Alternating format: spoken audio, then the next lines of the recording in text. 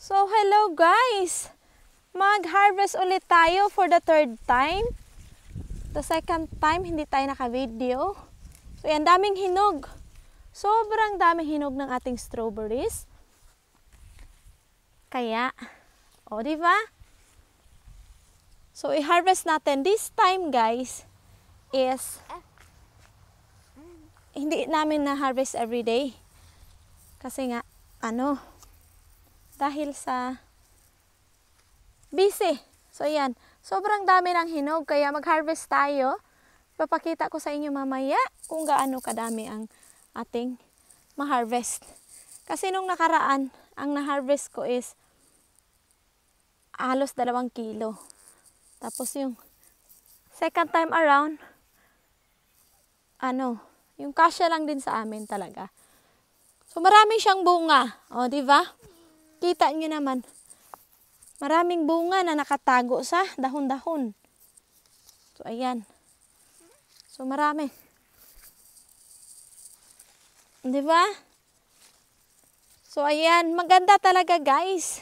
It's very nice if you have your own plants. So, ganyan lang yung strawberry areas ko. Pero, nakaka-harvest din naman kami ng maramihan. Di ba? Sa area na to, yan, malalaki guys. Malalaki ang bunga. So, ayan. Ang daming hinog. Kaya, samahan nyo kami guys ng mag-harvest. So, mayroon na tayong na-harvest na konti. Pero, alam ko, mapupuno pa ito. Kasi nga, dami.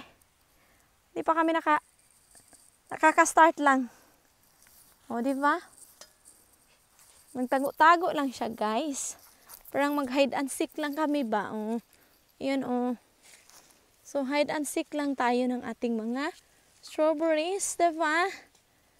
So, yan. Yan yung kagandahan, guys. Pag may sarili ka talagang tanim. Talaga namang mamahalin at mamahalin ka ang inyong mga pananim. So, konti lang yung area, pero charan! Diba? Yan. So, mag-enjoy muna tayo sa kaka-harvest, guys. So, thank you so much for watching.